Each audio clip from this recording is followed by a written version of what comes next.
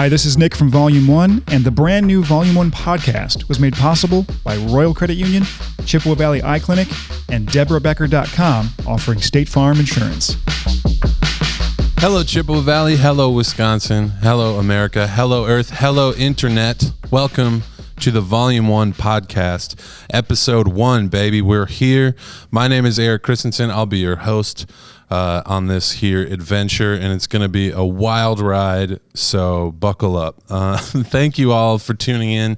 I want to first introduce the producer of the pod, founder of Volume 1, Nick Meyer. How's it going, Nick? It's going well, Eric. I'm excited for your performance here today. It is a performance. Yeah, we've been talking about this forever. 7 or 8 years we've been wanting to do a podcast. We waited for everyone else to start theirs first, and then we could just jump on that bandwagon, and here we go off on that ride. And we are distanced. We should say that we're all socially distanced appropriately. And we should also mention too, we need people to listen to this thing and maybe watch it too. So please, if you like it or if you hate it, share it if you need to. But share it, review it, and I think a 1-star review helps us more than no review. So get out there and do it.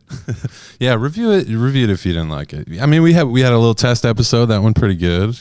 Worked out all the kinks, and now there's going to be no problems whatsoever for the rest of this whole thing. It's going to go perfectly. Flawless. Smooth sailing from here on out. But it's an exciting time at Volume 1. I mean, this podcast is a part of sort of a grander relaunch throughout the entire organization. What's that on your table there? This is I'm glad you asked, Nick. This is the brand new issue of Volume 1, completely redesigned, just 6 months of work put into this thing. And it's looking awesome. Feeling really good about all the new changes. So they can pick that up out there. They can also go online at volume1.org. There's a whole new website there and everything too. Looking great. So more Very stuff. Slick. Yeah. Lots of yellow. Hope you like the color yellow. It's going to be awesome. So let's get into it. We have a fantastic show planned for y'all. Later on, we'll be talking with the executive director of the Pablo Center, Jason Jon Anderson, will be here. Later on in the show, we'll have a spoken word piece called Thick as Thieves from the city in Eau Claire's new writer in residence. His name is Ken Szymanski, and he'll be here later on.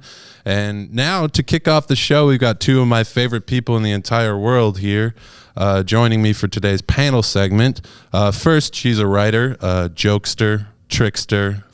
Okay. The director of operations and partner at Odd Humans in downtown Eau Claire, and the community coordinator for the Midwest Artists Academy. Sarah Jane Johnson is here. Thank you. Yay. Welcome. Hi, Sarah.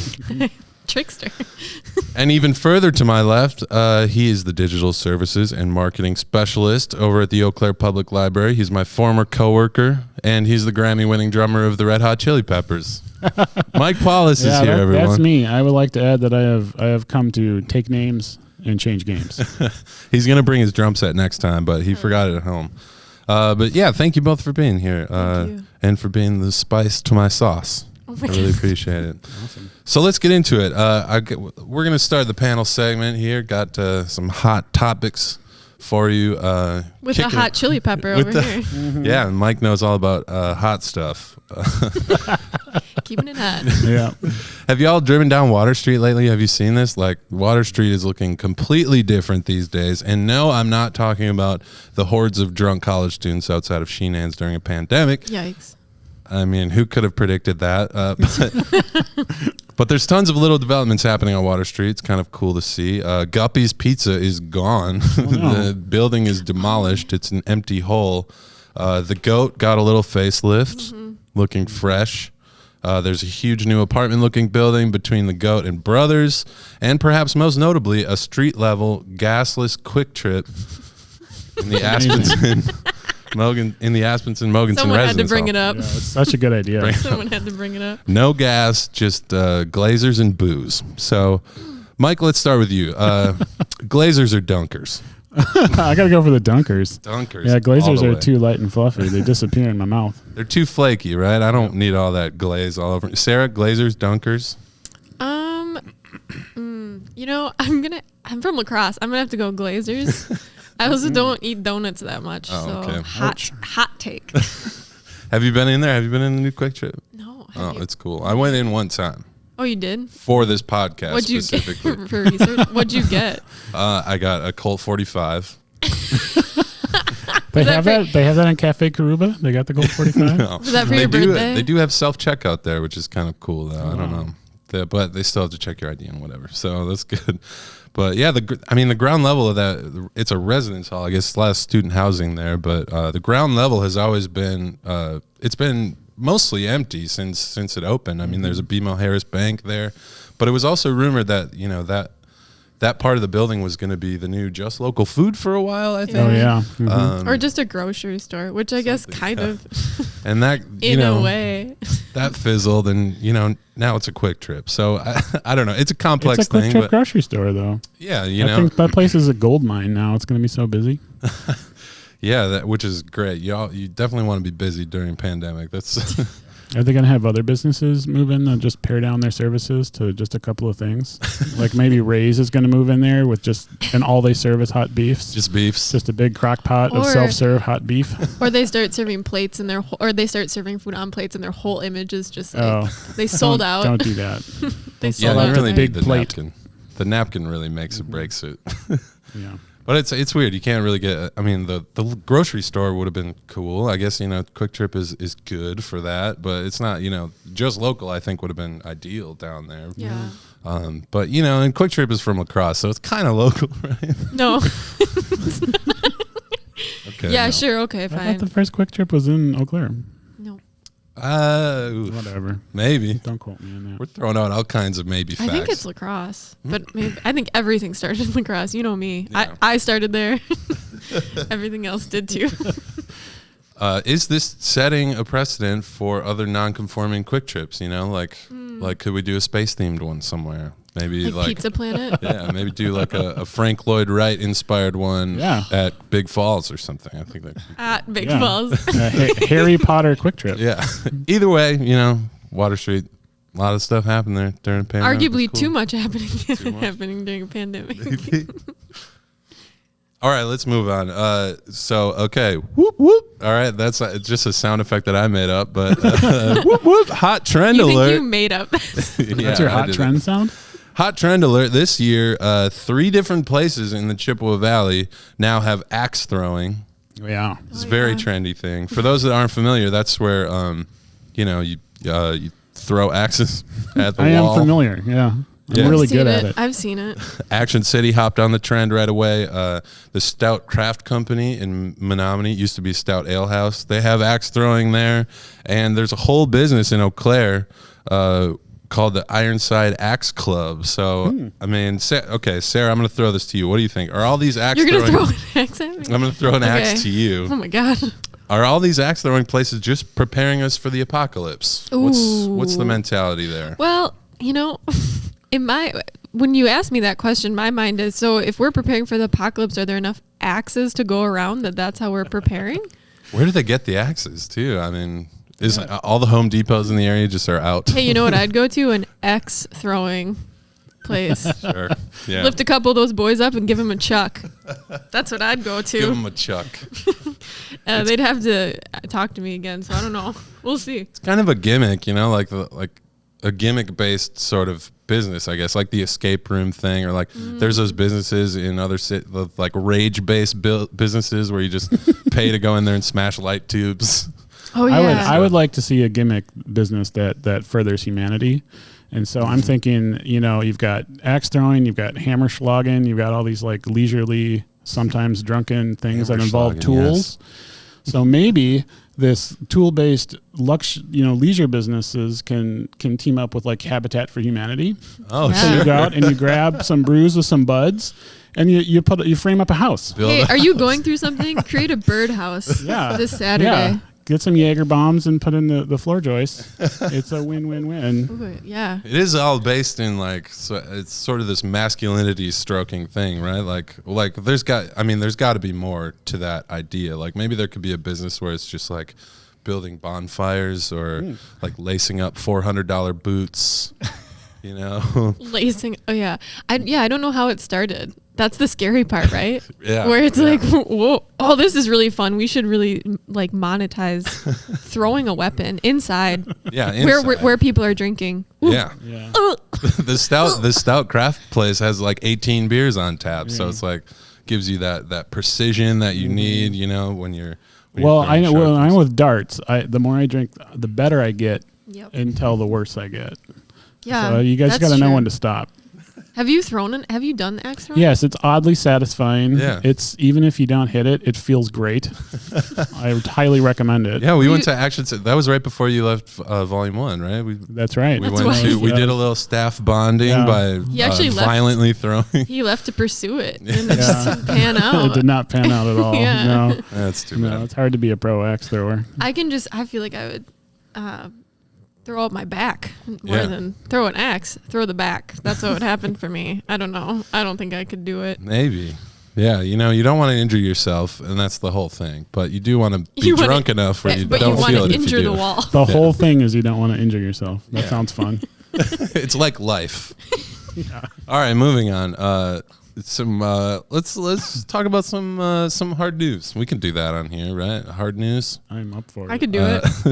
It's sort of hard news. The housing market in the valley has been absolutely insane right now. Like tons of people are snatching up houses, sometimes within hours of them being listed. Mm-hmm. Like it feels like a pretty unique situation. Right? I think normally there's a spring rush, but because of the pandemic and whatnot, like that got pushed back to now. But like in July alone, home sales like across the valley were up by about like 25% around that. Like just crazy amount of houses going. Yeah, that's a lot. You know, that is a lot. Yeah, they're selling like a quarter more than normal. They're selling like Travis Scott Air Force Ones. You know, what's up, fella? I'm is a that teenager. McDonald's thing? No. Oh, it's a shoe. So you guys both own houses, but I'm still renting. Like, am I doomed to rent forever? We both look at each other like, I don't know. What's owning your a house doesn't make you an expert in real estate. Okay. That's what I was assuming this whole time. You're doomed in many ways. That was the only thing holding me back is like, I don't... I look at Zillow every single day. Really? I'm not going to lie. Yeah. I love looking inside of homes. If your windows are open, I'm looking. I'm not even kidding. If it's Christmas time, show me I'm looking in your window. Well, every house on my block seems like it's got a sign in front of it. So yes, I do like to go online and look inside my neighbors' houses. Yeah, that's the thing is I feel like there's been a lot of specific neighborhoods that have had a lot of houses for sale too. Yeah. But I think for renters, I don't know. It's ebb and flow, you know. Mm-hmm. I think right now it's kind of weird. I feel like I wouldn't have thought that during a pandemic housing sales would have been up, but maybe people are like, oh, gotta invest. I think a lot of people are looking to change up their living situation, maybe. I don't know. Yeah, well, and the other thing too is I think more people have been at home more. Yeah. So then they're like, oh, I want to pay, but I can't. You know what I mean? Sick of this place. Give me a new house.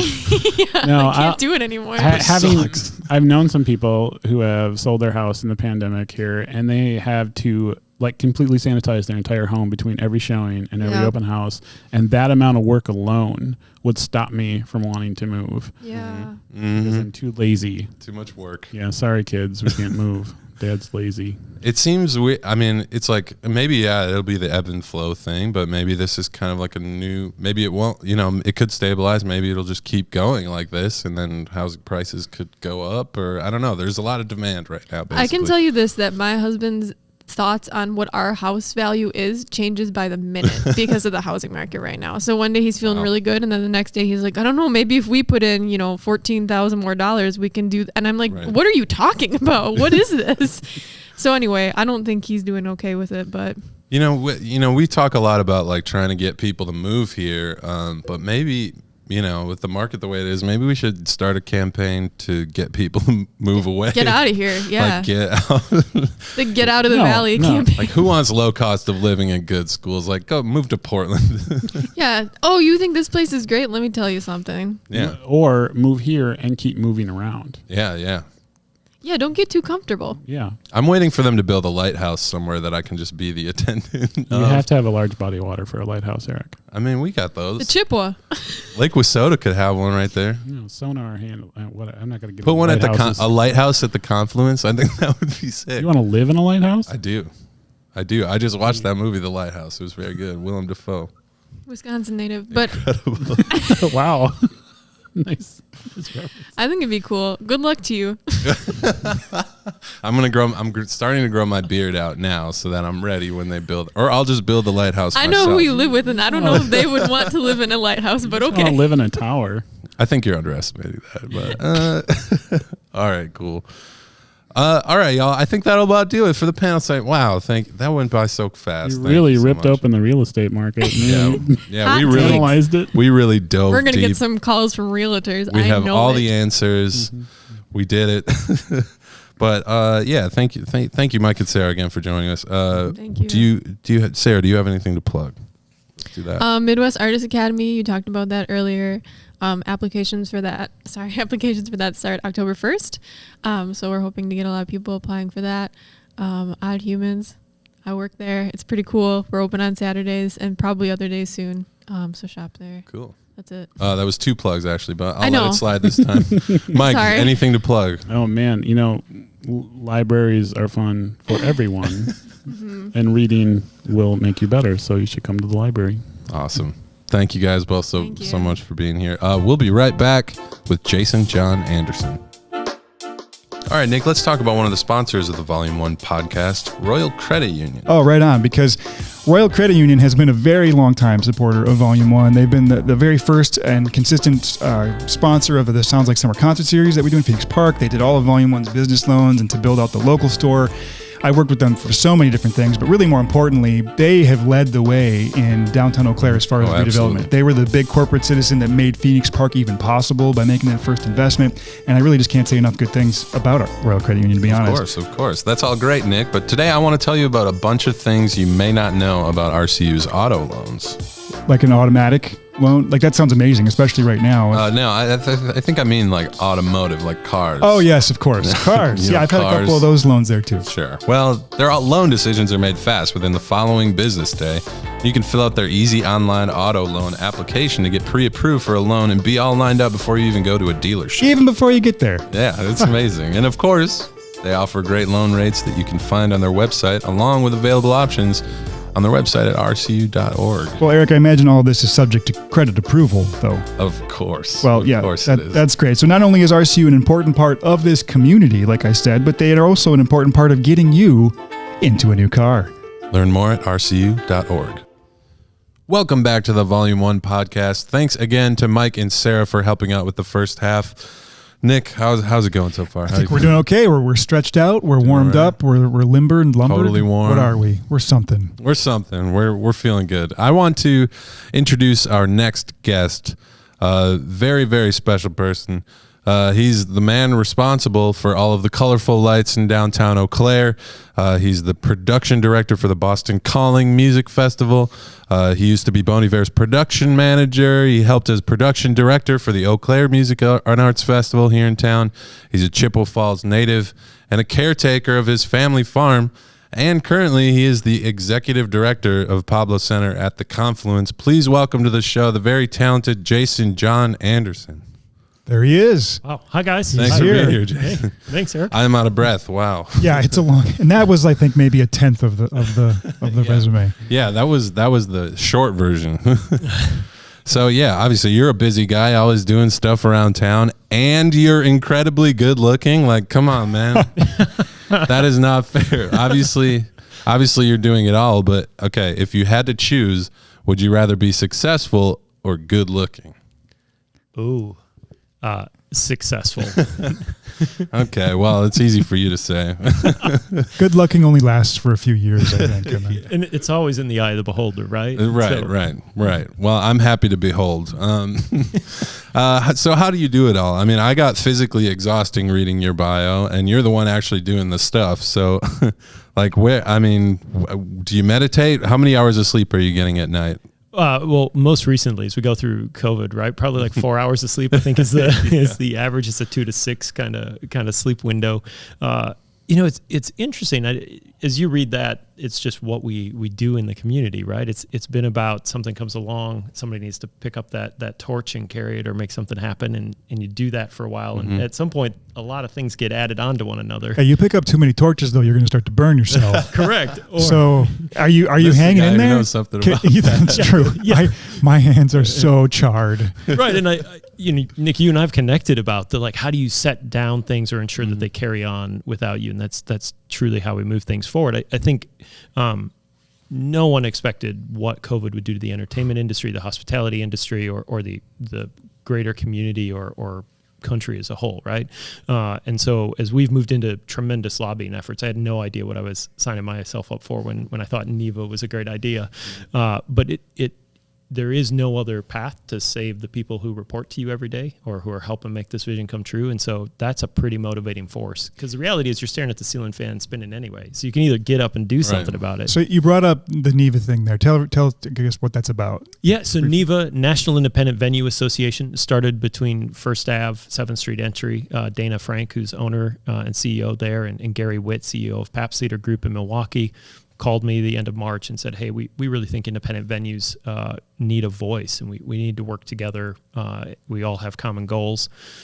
So Pablo Center was one of the first three. We're now 2,600 members across all states, and that's amazing. And really just an incredible lobbying effort across the country in support of independent venues and the workers who call those places home. Is there traction on it all at this point? I mean, like, everybody's making noise, trying to save themselves, save their industries. Do you feel like you're getting somewhere with this? I know there've been some bills and things proposed, but where are we at? Great question. Currently, and anybody who saw it yesterday, Senator Baldwin signing on to the Save Our Stages and Restart Act, 2 acts that we've helped author and been supportive of since they got started. They're sitting at a point where we have 37 senators signed on, and we had 3 more signed this morning, so we just broke 40 Awesome. senators. We're on our way to 50. Feeling like there is something in that legislation that if a deal is reached in Washington, D.C., that independent venues and their workers are going to benefit, and the artists who call them home. And that's ultimately the goal, is that we're here to fight another day. So what percentage of your time right now is Pablo specific, and what percentage of it has to be towards that bigger effort, which also helps the Pablo in the end? Like, how are you spending your time? It's all connected, yeah. It's super, and much of what you read off, everything's interconnected, right? You can't be immersed in the community and not be connected. In reality to that, there's probably a solid 6 hours a day that's dedicated just to NEVA right now and NEVA initiatives, primarily because the Senate came back into session yesterday. And so, like, all hands back on deck. But that's happening either before or after the Pablo work. I mean, we started our learning pods this week, and a number of other efforts going internal to that building. And I would say downward managing an organization of the size of Pablo Center and what it means to the region is way more effort than manages positive cash flow, right? It's way more challenging when you're figuring out where does every penny go. And that's not to say you don't mind the store when you're doing well, but it is super challenging if anybody who owns a small business who's had to pay attention of how are you making payroll each week, that takes a ton of time, effort, and diligence. And it's a mess. I mean, when you had one full season and then like 2/3 of a season sort of that you were able to get through and then got cut off. So, I mean, so early in the process, so many hopes pinned to the play. I mean, it's just like, how many more barriers can you set up, for a place to succeed or fail, like what the Pablo's facing right now? Yeah, and it's even more so here in this community for what Pablo Center or the Confluence project meant to the region, right? The 3 of us sitting here, we know what it went through to come into existence, but the community was just starting to understand, like, what is the ultimate success? How does every dollar that's spent there on a ticket equal $12 in the surrounding community? What's the multiplier effect? And to Nick's point, like, hey, we had one great year. We posted revenue into the second year, and we had just surpassed the total number of guests in the building from our first year at the start of March, and then March 13th shuttered because of COVID. And you're like, man, how do you do that? And your revenue stream goes from, hey, 25 to 30 shows a month that are positive cash flow to no cash flow. And we've sat there for 5 months. What small business can exist with no dollars coming in? Right. And the reality of looking forward to being like, hey, that's tied to a vaccine, or that's tied to the health department sort of guidance to us and ensuring the public stays safe. That's the unknown, right? I can't tell you when we're going to open. We can hope that it's January. So you're managing cash flow and expectation. Yeah, there's no way to forecast right now. It's a mess. It's an entire mess that there is no crystal ball. Sure. And so you had to pivot really quickly as well. I mean, like, Pablo is one of the first people in town to announce, like, hey, this is serious, we're closing, like, it's going to have to happen now. And, you've taken that time to pivot into other ways, not only to make your, the Pablo itself survive, but, you're advocating for venues all over the state, all over the country that are in the same exact predicament. So yeah, it's great. I mean, it's a testament, I guess, to your work ethics still, that you were able to pivot that quickly and actually make some stuff happen rather fast after having this crushing news. It was one of those things in February when we saw travel restrictions, right? Because that impacts entertainment industry instantly. Because now your artists who are routing internationally, can they actually get here? And so that flagged us in the entertainment industry, like something's up, travel's interrupted. We should be preparing. We should make a path. And so we made a path, but I had no sense, Eric, that when we closed in March, like that I'd be sitting here 5 months later and we'd still be closed. It was, hey, we'll be closed till June. What are we going to do in the summer? Not still closed. Yeah. So lots of stress. So let's maybe shift away from that for a second. I mean, Awesome. What do you do personally? I mean, okay, you have this family farm, a century farm. I mean, it's been 100 years operating. What's the deal with the farm? Tell us about that. So I grew up just east of the Lake Wissota State Park on the Melville Century Farm, which my grandfather and great grandfather had founded, and the folks, it's been split up, but my brother and I caretakers to that incredible space, and that is my getaway. That's my slice of heaven of escape and go and just reconnect with outdoors, right? There's something about sitting on a John Deere tractor, putzing around a field that can fix just like the country song says, Yeah, I mean, you got your tractor and the white picket fence, and there, having been a 4-H kid and getting, I mean, that was my connection to drama, to music, to art was through 4-H. That's where I learned photography, and that's so cool. So all of that, being a rural kid, is what drove kind of the passions in life that tie to what the current career ended up being, and the farm's the anchor to all of that. That's the place that life gets really screwy or gets turned upside down. And when I left for grad school, I hadn't been back in a decade, and taking the job at UW Eau Claire for me was I can come home, I can spend time with the family, I can see the farm I haven't seen in a while, and just get grounded. I'd spent a lot of time in major metros, and I hadn't, you can't find a lot of grass, and standing in the middle of an alfalfa field really changes that perspective, or having the cow come grazing up to you. You're like, oh, yeah, life's simpler here. One thing I think is kind of cool about you, I mean, there's a lot of people that you were at the university for a long time and, held some positions there, and you hold a job at a art center or whatever, but you do get deeply involved in the community in a bunch of different ways through the lights on the bridges and all those sorts of things, and these other ancillary sort of things. So you're involved in a lot of stuff. You're actually making the community better in a lot of different ways, and you've been to a lot of different communities with some of these touring things and stuff like that, and seen different things and places and stuff. What do you wish that this community had, since you're kind of in a position to actually make some stuff happen? I mean, what are other things that you'd like to make happen, or see somebody else, grab that torch and make it happen? That's the incredible question, because ultimately, for a community to be successful, it's what does the community want, sure, right? And in some ways, I would love us to see what is the longer range plan that the community chooses to do, because in some ways, the greatest thing about Eau Claire is our size and the fact that we don't wish to be a major metro. We have a lot of the metro experiences without the metro lifestyle or the metro commute at this point. And so what I would love to see is where does Eau Claire want to go? Where does the Sonanteg Center take us as that moves forward on Menominee Street? Are we going to light all the bridges? Are we a city of bridges? Are we going to start facing bridges? Are we going to embrace the rivers? Or are we going to stop halfway through? And I would respect that we're somewhat tied to that, in that, like, hey, is Pablo going to continue to be successful? I'm going to tell you it is. It absolutely, I can tell you from a numbers sense, it proves its point. It can make revenue. It's not going to be a tax burden to this community. And the goal is, like, let's keep moving that forward. So what are the next projects? And how does the Children's Museum's desire to move north here into the North Barstow District change that for us and make positive things, man? Like, there's going to be all kinds of things to put lights on in a couple of years. Exactly. But that kind of leads into, this thing we wanted to do. You were the driving force, obviously, between a lot of the lighting projects in downtown Eau Claire, putting lights on bridges and on the Pablo itself and in the plaza, and it all looks very cool. I'm going to throw out some other places in the valley, and I want you to tell me whether or not we should put lights on it. Okay. Banbury Place. What do you think? Yeah, that sign should be lit and super cool, like the Hollywood sign. Like, why is it? Oh, yeah. It gets lights, yes. Okay, the Craig Road McDonald's. No, I don't think so. No, they've got plenty of lights, don't they? They do. All right. Lake Altoona. I don't know how you do it, but I mean, might be cool. If more people could see the hydro dam of Lake Altoona, I would give you the yes, light up those old turn of the century industrial buildings. That is a good one. The pickle. Oh man, we need a neon green glow around that for a number of reasons. I mean, nobody really wants to see that place in greater detail, but I see what you're saying. I mean, it gets late at night and you're trying to find it. Yeah. Just not incandescent. Let's make it neon. Might be better if you just didn't find it. Yeah. How about the Forest Street Cemetery? Might brighten the mood a little bit. It brightens the mood, but does it take away the meaning of a cemetery? There was a respect issue there, I think. Yeah, that one's bad. Carson Park Stadium.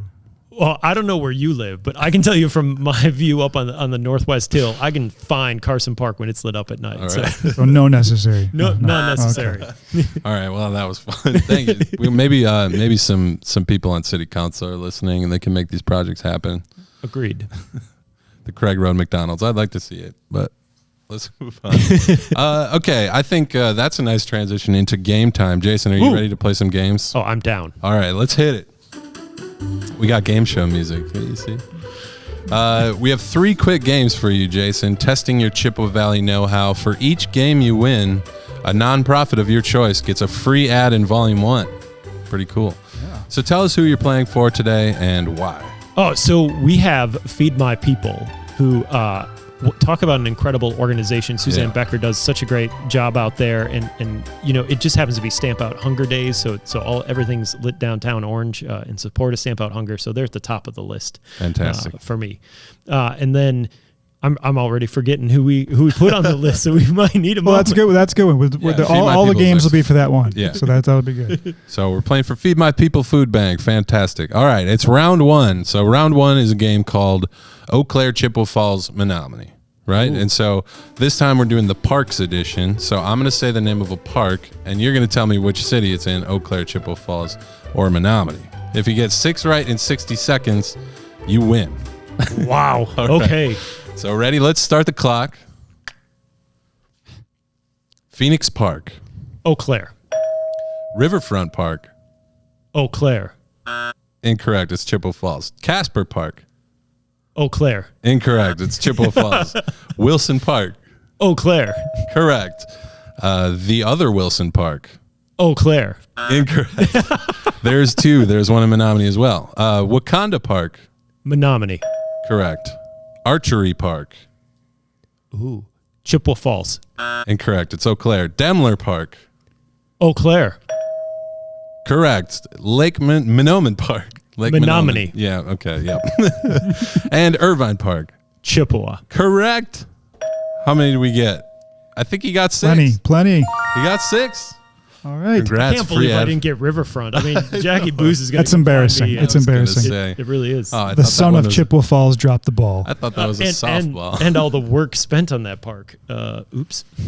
All right, great. That is one free ad for Feed My People Food Bank. Let's move on to round 2. Round 2 is a game called Do the Dishes. Now we're cooking. This game is called Do the Dishes. I'm going to say the name of a dish from a Chippewa Valley restaurant, and you have to tell me what restaurant that dish is from. Good gravy. It is best 3 out of 5. Which restaurant has good gravy? They all do. Best 3 out of 5, no time limit, and you get multiple choice. So you get a 50% chance that you'll get it right. All right, so there's 5 of these. You have to get 3 right to win. Got it. All right, the first one. Hot Giz Poppers, which are fried chicken gizzards served with barbecue sauce. Is it Altoona Family Restaurant or Randy's Family Restaurant? Randy's Family Restaurant. Correct. All right, the Fresh Prince, which is a sandwich with roast beef, cheddar, pepperoncini, oil, vinegar, and garlic aioli. Is that from J. Ray's Deli or Eau Claire Cheese and Deli? Eau Claire Cheese and Deli. Incorrect. It's J. Ray's. All right, the Jerk Burger. Oh, Mogie's Pub. Yeah, hold on. It's a jerk seasoned burger with avocado, pepper jack cheese, and pico de gallo. Slightly different twist. And it's a Menominee restaurant. So is it from Log Jam or is it from the Waterfront? The Jerk Burger.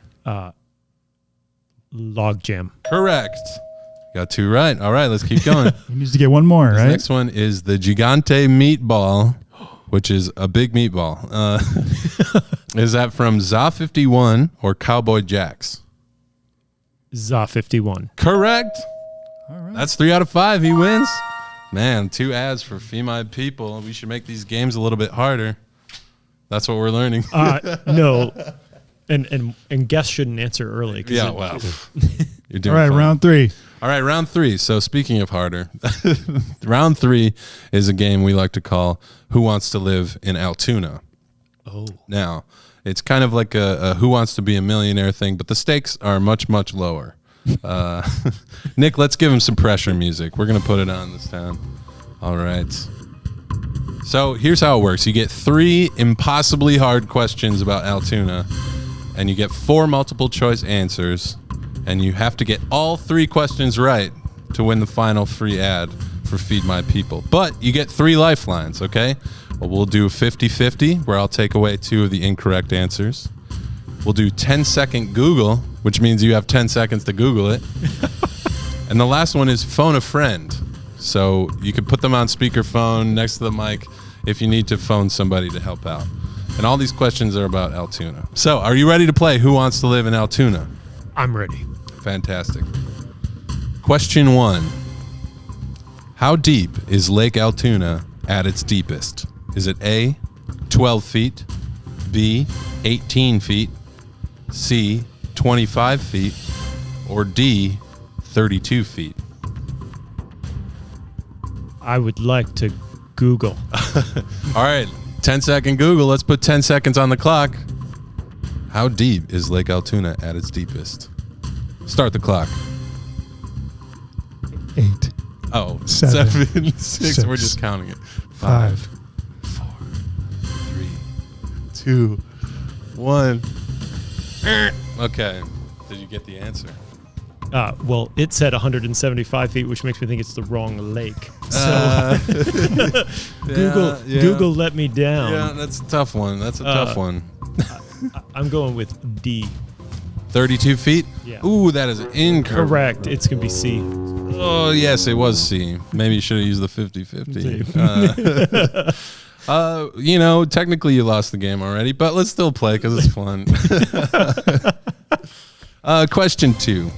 Which of the following Green Bay Packers Hall of Famers is from Altoona and had the Altoona High School football field named after him? And these are all real names, by the way. Is it A, Francis Jug Earp, B, Fred Fuzzy Thurston, C, Bernard Boob Darling, or D, John Blood McNally? Oh, I say we 50-50 this. All right. All right, I'm going to say it's not Bernard Boob Darling, and it's not John Blood McNally. So it's Francis Jug Earp or Fred Fuzzy Thurston. Ooh. I'm wishing I lived in Altoona right now to know this answer. Don't we all? Thurston is my response. Final answer? I'm afraid of it. That is correct. Yes. Fuzzy Thurston. Fuzzy Thurston. I didn't know that was yeah.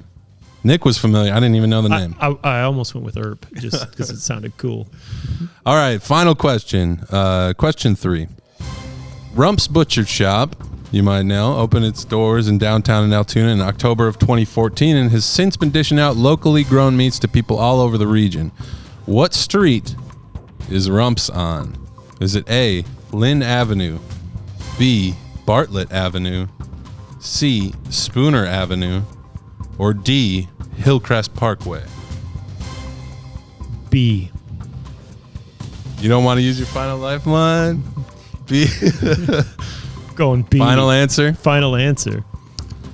Incorrect. It is Lynn Avenue, not Bartlett. Too bad. Should have did the phone a friend. Should have did it. Maybe next time. That'll be fun. Wow. Thank you for playing Who Wants to Live in Altoona. So that's 2 out of 3 games 2 won. out of 3 games. 2 free ads for Feed My People. Feed My People. That's amazing for Thank a you. great cause. Nice work. Thank nice you work. guys. All right, Jason, thank you so much for being on the podcast. I hope you had a good time. Thanks for playing our games. Do you have anything you want to plug? Nothing whatsoever other than everything. just be involved, be engaged in your community, help make it a better place. and don't harass those who are really trying. Awesome. Well, thank you again. Folks, we'll be right back with our literary guest, Ken Szymanski. All right, Nick, we've got a sponsor to tell folks about, Deborah Becker of State Farm Insurance, at deborahbecker.com. Yeah, okay, a little insider info here. When we decided to create this podcast, the very first business we wanted to check with for sponsorship was Deborah Becker from State Farm. And that's because she is always up for the new, the experimental, and anything that she thinks is good for the people of Eau Claire and the Chippewa Valley. And she has supported so much stuff from Volume 1 over the years, new publications and community events, videos, really just all kinds of different things. Absolutely. And, it's not just Volume 1 either. I mean, it's the entire community. I mean, they're pumping money into community projects like the Boyd Park Plus, the sculpture tour, concerts, art installations, just so much stuff that the entire community can share. Yeah, it's cool. And that's the thing, because to some degree, to people like us, we're just lay people. Insurance is insurance. We don't know the difference. So I don't. Sometimes you pick your people based on who shares your values in the community, who do you think's making some cool things happen. And for us, that's for that Volume 1 anyway, that's Deborah Becker with State Farm. And it's pretty cool to actually work with the people that are sponsoring the podcast. Totally. Deb and Casey there at State Farm, they have their office right downtown, right on Barstow Street. They have everything insured that Volume 1 does, and in my life for a bunch of years. And really, they're just approachable, available, understandable, and above all, they're just decent human beings. And that helps. It does help. So if you need insurance-y things, please consider visiting deborahbecker.com. Welcome back to the Volume 1 podcast. Thanks again to Jason Jon Anderson for stopping by. Coming up next, a practical joke, stolen property, and the fleeting whims of young adulthood. Our literary guest today is an English teacher at DeLong Middle School, one of Volume 1's first ever contributors, and he's now the City of Eau Claire's writer-in-residence. Please welcome to the program, Ken Szymanski. Thick as thieves. We had nothing to lose. We were 4 UW Eau Claire guys living on Water Street, sharing a friendly rivalry with 4 female students who lived a block away on Menominee Street. One evening, bored, some of us went over there and yelled, "Hello?" as we entered the house. No one answered. No one home. This left an opening for some harmless fun. "What should we take?" one of us asked. We quickly considered possibilities. Their silverware? Light bulbs? Then someone said it. "Let's take the couch." The idea was so ridiculous that we immediately took action. Each of us grabbed a corner and stuffed the couch through the front door while barking contradictory commands, laughing, and occasionally dropping a corner. Once outside, the 4 of us speed-waddled the couch down the street. Despite the enormous contraband, we tried to look inconspicuous, looking down, avoiding eye contact with neighbors, taking the alley. We finally collapsed with it in our backyard, then worked on the next phase of the plan. "They'll come straight to our house looking for it," one of us said. We tossed around ideas, needing to do something before they got home. The basement? Someone's room? A couch simply cannot be hidden. Then someone said it. The neighbors. Some guys who played baseball for the Eau Claire Cavaliers lived next door. Their living room consisted of a TV and some lawn chairs. Perfect. The Cavalier guys weren't home, and apparently people in this neighborhood never locked their houses. So we charged it in like a battering ram, set it against an empty wall in their living room, and then ran home. A short time later, we heard the women stomping up our porch steps. "Act casual," someone said, as we sat watching TV. "Okay, where is it?" one of them demanded. "Where's what?" one of us asked. "You know exactly what we're talking about. Where is the couch?" "What? You lost your couch?" "We know you took it," they said, and rummaged from room to room. As they marched upstairs, one of us yelled, "Do you remember where you left it last?" The rest of us muffled our laughter. When they realized it wasn't in our house, and we were enjoying this way too much, they stormed away. A couple of angry days passed. The act eventually wore thin, and we finally led them to the Cavaliers' living room. Those guys, lounging on the couch and watching TV, looked disappointed to see it go.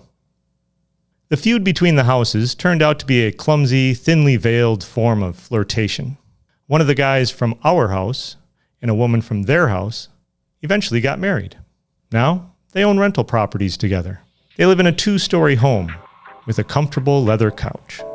It's funny how adulthood slides into place, like the easy turn of a high-quality deadbolt lock.